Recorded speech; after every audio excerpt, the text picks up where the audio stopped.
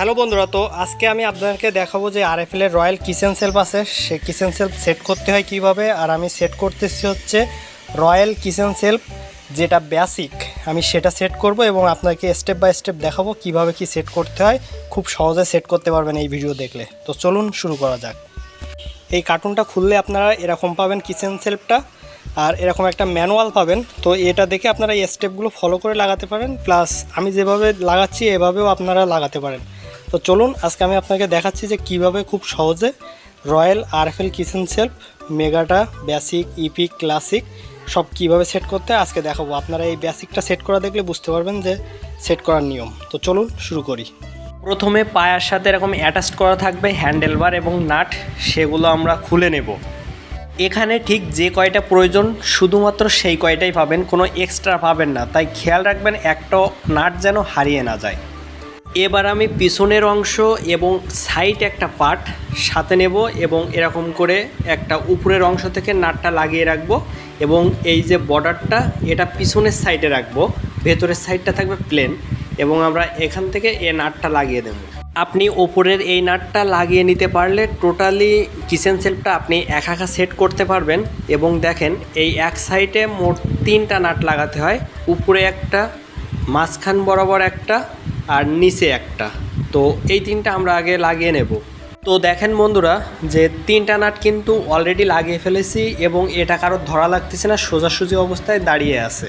আরেকটা এরকম করে সাইড পার্ট নিয়ে নেবেন এবং অপোজিটের মতো করে একইভাবে 3টা নাট লাগিয়ে নেবেন এবং ভালোভাবে টাইট করে নেবেন। যত টাইট করবেন তত মজবুত হবে এবং অবশ্যই খেয়াল রাখবেন পিছনে যেন বর্ডারটা থাকে। এবং দেখেন পিছন থেকে দেখতে কতটা সুন্দর লাগতেছে।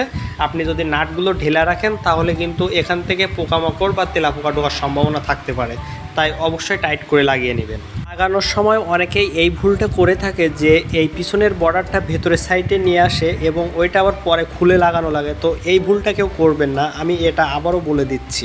এটা হচ্ছে সামনের পার্ট, আর উপরের ওই যে অংশটা দেখতে পাচ্ছেন ওইটা লকতলা, আর এটা হচ্ছে নিচের অংশ।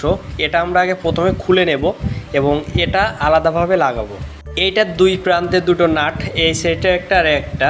তো এই 2টা নাট সুন্দর করে টাইট করে নেব। আর এই যে উঁচু অংশ, এই উঁচু অংশে কিন্তু পাল্লা লাগাতে হবে এভাবে। তো পাল্লা লাগানো হয়ে গেলে আমরা দেখেন উপরের যে অংশটা আছে ওটাতেও আমরা পাল্লা লাগাবো, কিন্তু এর আগে আমরা এই যে ছিদ্রটা এখানে একটা নাট লাগাবো, প্লাস এই যে একটা এখানে একটা নাট লাগাবো। তো নাট লাগানোর পরে দেখেন এরকম হবে, দেখেন কত সুন্দর দেখা যাচ্ছে। আপনি এটা কিন্তু খুব ভালো করে টাইট করতে হবে, যত টাইট করবেন তত মজবুত হবে আপনার কিচেন সেলফটা।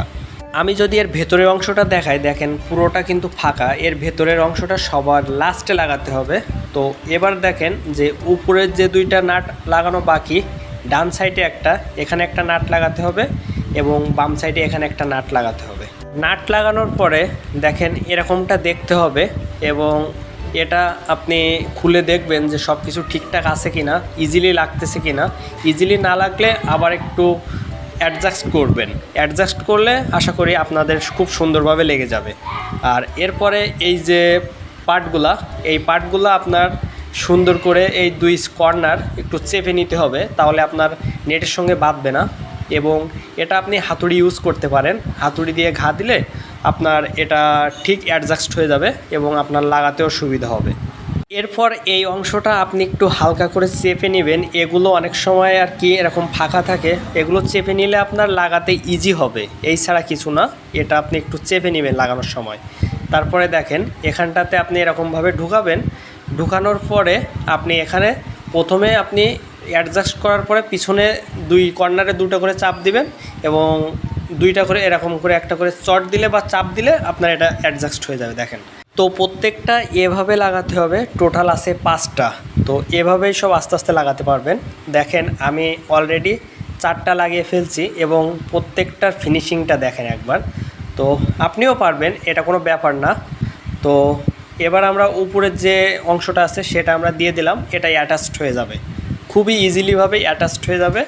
আর এর উপরে আপনারা আবারও দেখতেছেন যে 4টা নাট আছে, এই 4টা নাট খুলে নেব এবং খুলে নেওয়ার পরে তো এখানটাতে যে পরের যে স্টেপগুলো আছে সেটা আমরা রাখবো, রাখার পরে এই 4টা অংশ লাগিয়ে দেব। তো এই 4টা নাট লাগানো হয়ে গেলে আমাদের 90% কাজ শেষ হয়ে যাবে। নাটগুলো লাগাইছি এবং দেখেন এর ফিনিশিংটা।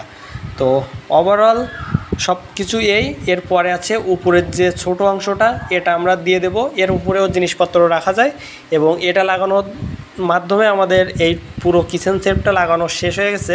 তো দেখেন এর আউট ফিনিশিংটা, এবং এটার নাটগুলো সবগুলো একটু সুন্দর করে টাইট করবেন, তাহলে যথেষ্ট মজবুত বাংলা কিচেন র্যাকের তুলনায়। তো আরএফএল কিচেন র্যাক অনেক সহজে সেটিং করা যায় আমার কাছে মনে হয়।